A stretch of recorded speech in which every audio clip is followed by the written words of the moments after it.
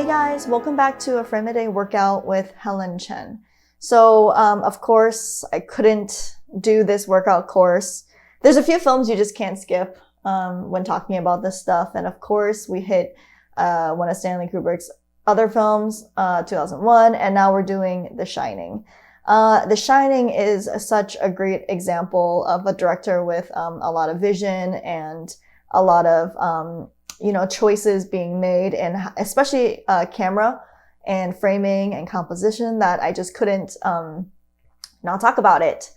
Of course, I feel like everybody has probably seen The Shining. If you haven't, I would really recommend watching it. It's like a psychological thriller, I guess you would call it. It's a little bit wacky, but it's still it's not like, for me, it's not like 2001 where I can't follow. This one I can do. But one of the reasons I love this movie so much for its design is that it's one of those instances, it's just fascinating to read up or to research about it. I would do that if I were you as well. There's a lot of, really cool YouTube videos people made about this movie and about how they approached it from a design standpoint, especially in this really unique set, the Overlook Hotel. And one of the reasons I kind of want to touch on it a little bit is because like we kind of mentioned before, there's a lot of different types of compositions in film, but one that I find really impactful is, this center framing thing. And this movie uses a ton of it, and it doesn't lose impact because it's part of a theme for the whole. And one of the things I love is that there's this whole, metaphor throughout the whole movie about mazes and maze-like experiences. This guy is trying to write. He's kind of going a little bit nuts. He's stuck in his head. It's kind of like making this kind of allegory between his mindset and being stuck in a maze kind of a thing. And then a maze actually shows up in the movie. But beyond that, the whole hotel is a bit maze-like, and a lot of the camera lends to that feeling as well. There's a lot of very centered shots like this one that has deep space.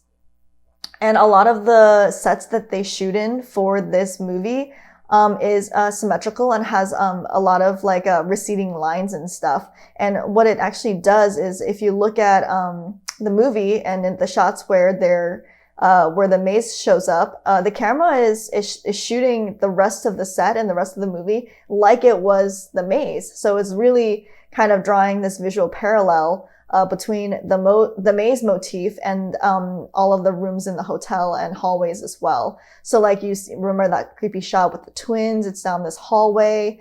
You get the repetitive patterning on not only the floor, but the doors leading to the final door at the end. Things like that. Like this one as well, you have those kind of pillars on the right that's kind of helping the space recede and emphasizing the deep space and the hall. This is a wide room, but the way it's shot is very similar to all of the hallway shots that we see. They even make sure to really build it into the set. For example, there's this bar scene, or there's this bar in general that some stuff happens at. But they actually build in all of these really long lines into the ceiling. It's kind of a stepped structure. And what it does is that it just kind of pushes, the camera angle's a little bit wide to begin with, but it just pushes the depth because it uses those lines. They almost look like perspective lines. And so it's they really kind of push that unsettling feeling of it going on forever, even though it doesn't.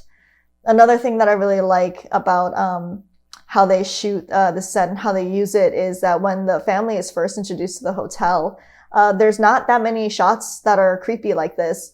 It's there's this long kind of tracking shot where you're following them and you go into the different offices, and it all feels pretty normal or standard. And then when you have the family kind of alone, going through the hotel and kind of experiencing it, we switch to this type of unsettling shot of a lot of center frame, a lot of, symmetrical, a lot of repetitive, going into the distance type spaces, that just remind you again of those maze shots. So it's just really well done, and it's so effective, especially when things go off the rails.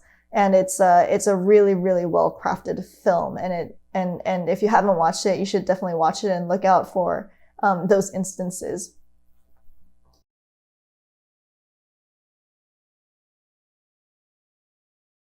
So when I was trying to figure out which shot from The Shining I wanted to do, I played with a couple of options.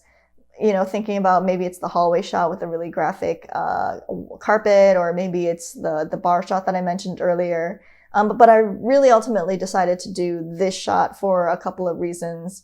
One, this character is our, she's kind of our audience proxy. She's the one who uh, arguably has to deal with the most shit during the movie. And I just find her to be really compelling. But I also just love the colors that are in here. This kind of like very light bluish purple light coming in from the right, hitting the architecture of this room. The dark kind of like floor receiving some of that reflection of the lit part, and then also just how her face is lit. It's kind of like split right down the middle, and it's really beautifully like soft and I mean not soft, sorry, like contrasty in the face, especially with the light side and the dark side, and warm. It's kind of weird. I don't know why they do this, but there is a bit of a fear of cutting the character's face in half with light and shadow sometimes when lighting characters in animation, and I get why, but I just feel like it's so effective when you use it correctly, and I think that this shot shows how conflicted it actually helps make her feel, you know?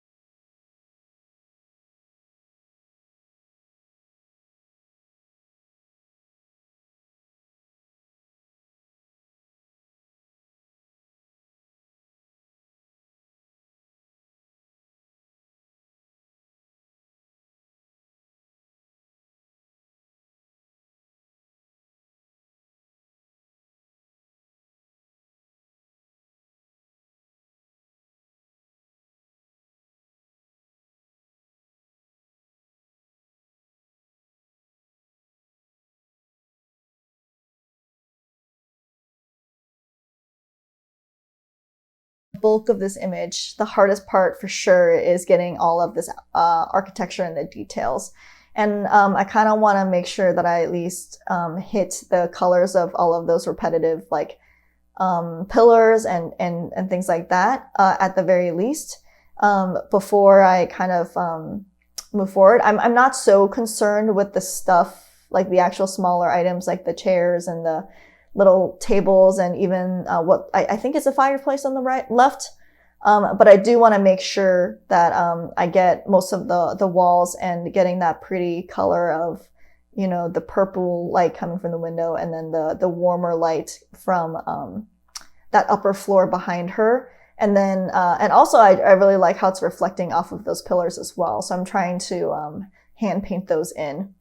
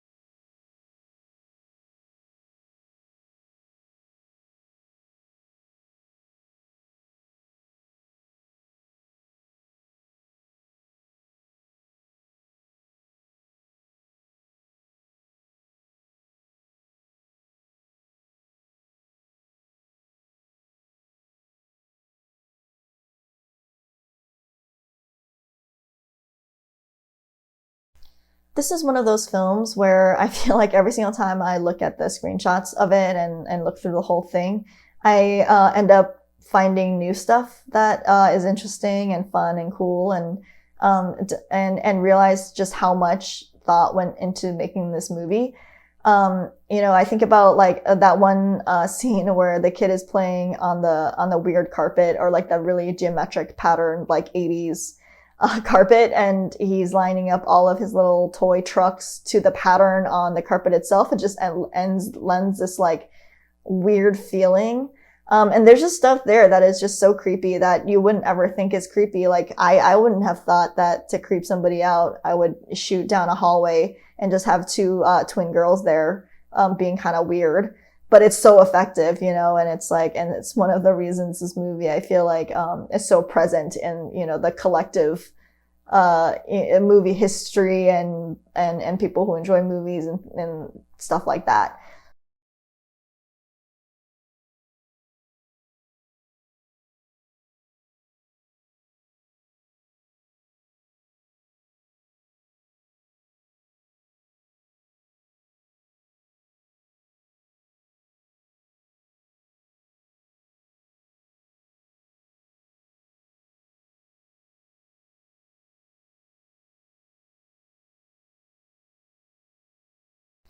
So now, as I'm working on some of these architectural elements, like I just put in those wooden beams above her head, you can notice that they've even added stuff like, or perfectly designed things like those slats going from one beam to the other, really enforcing the perspective of this scene. And like just little details like that that they built into the set that is like so smart, and they have in a bunch of different sets to varying degrees.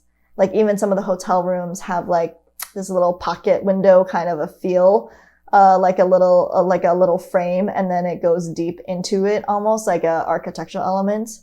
So it's just interesting, and it lends to the idea of a continuation or deep space, or being stuck in this kind of maze-like space.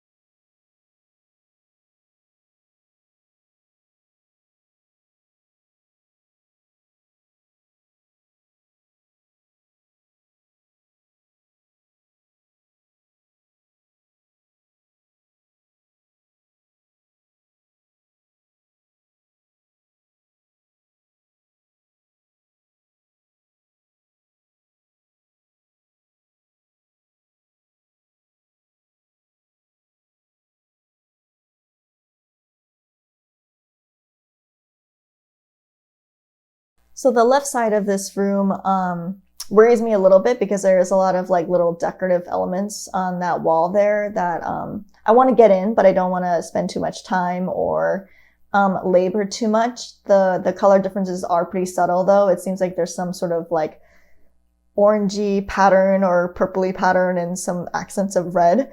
So I'm gonna try and just knock those in very simply, and see how it feels without messing with the overall value of this image. Because if it pops too much, then it might break some of that symmetry that's happening between the left side and the right side.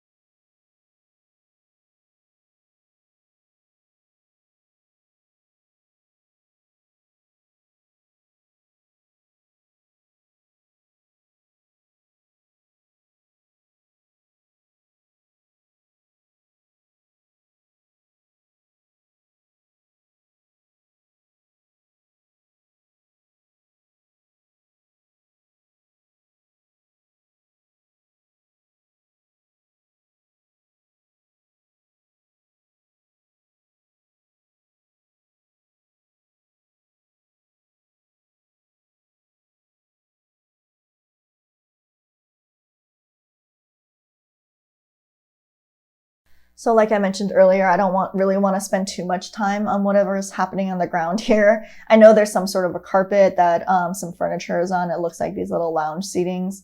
But because they're kind of darker, I think we can get away with slightly blobbier shapes and then maybe picking out one or two items that we want to highlight instead of all of them.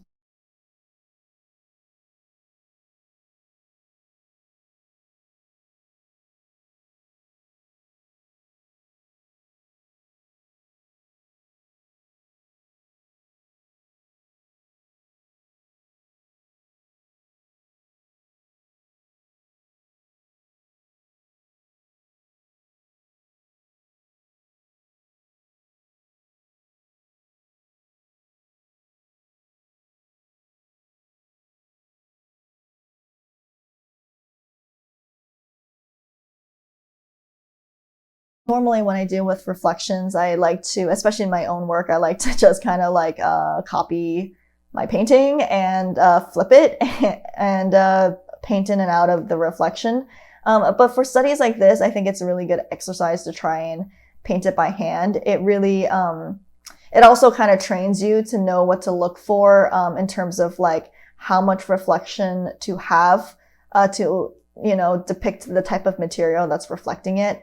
Every material has a different type of reflection point. Like even our skin is reflective, but in different ways.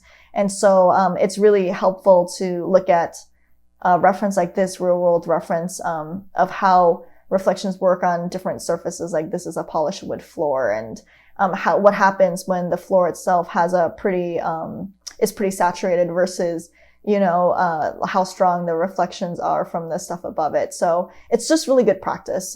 You can get away with just like slight indications in your own work, but without this kind of grounded practice and observation, it's really hard to sell well in your own work. So this is why I kind of like taking the chance to paint in reflections myself and really noticed what colors are playing around and why.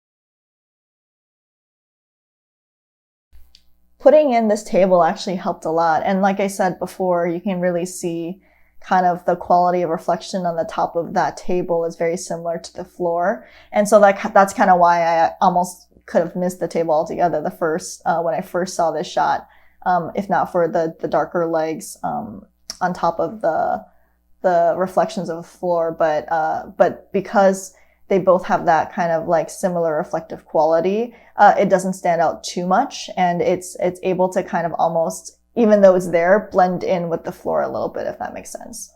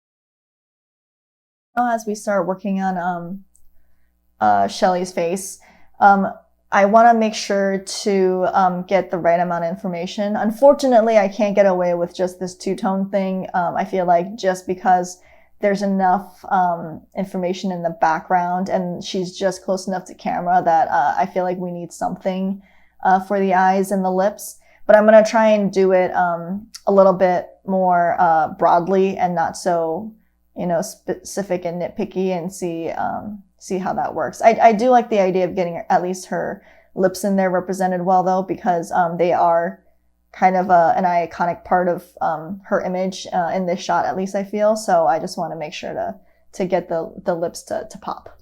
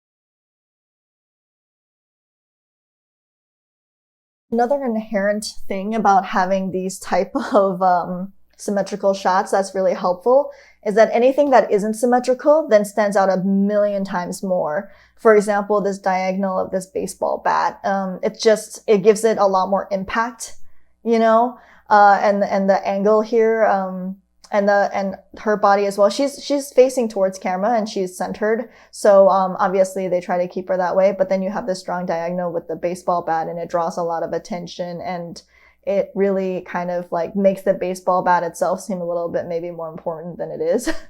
So that's the benefit of doing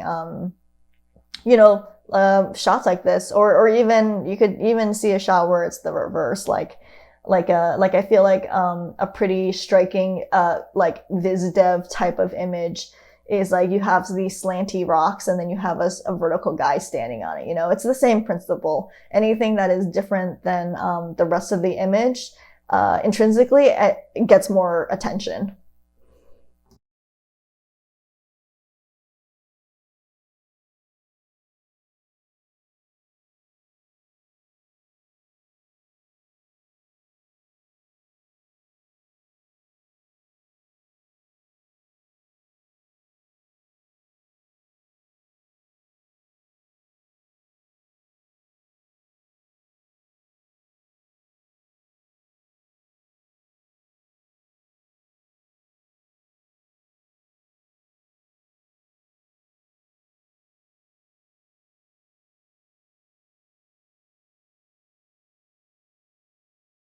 I'm working on her shirt and her overalls right now. I'm making the conscious decision to not worry about the pattern on it at all. I'm just gonna try and squint my eyes and really get the light and shadow shapes of the light part of the shirt and the pattern part, and treat it as one. And hopefully that'll be enough. I like the grid pattern. Again, I like anything in here that is meant to feel symmetrical, like this grid pattern, like the square overalls and things like that. She's not wearing an asymmetrical type of clothing. So that's really great and part of, the point. Um, but I just don't know that drawing all of those little squares is super necessary.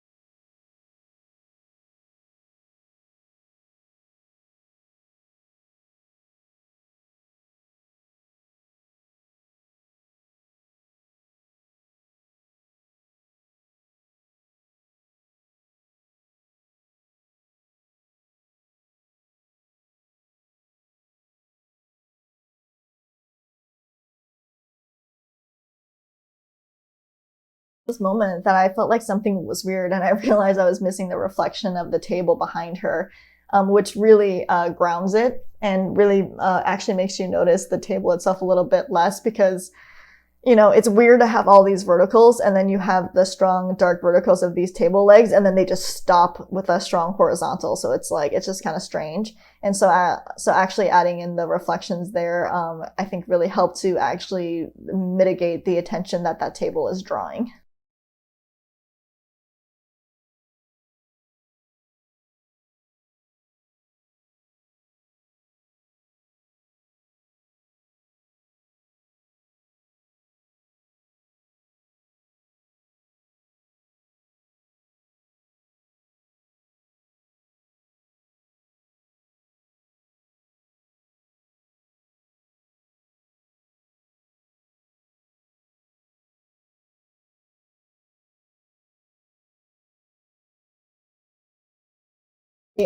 I zoomed out of this image because I wanted to double check some of the values, and it's easier to do that when your image is a little bit like one-to-one with the other one. So I'm zooming out, just double checking some of the values, feeling like her face shadow side was a little bit off. And then also that there was a little bit of this reflected light, probably bouncing off of the purpley walls to the left that I hadn't put in before. And I think that putting that in there really helped and tied her a little bit into her background.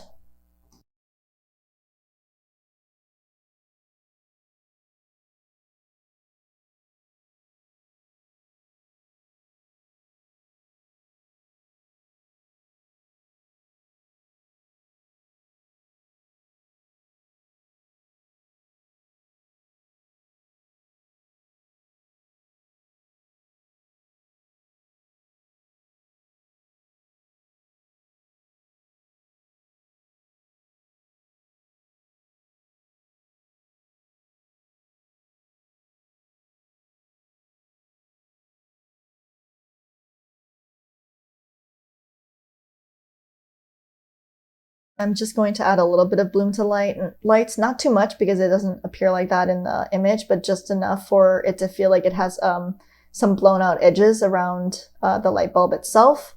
And then maybe some small details here and there, and we will be finished with this.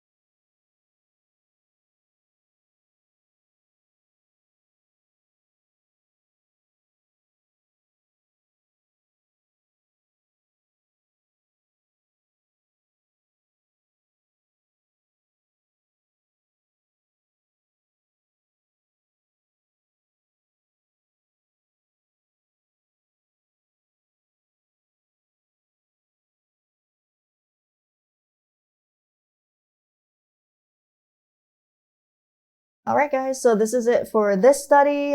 Thanks so much for hanging out, and I will see you tomorrow. Bye.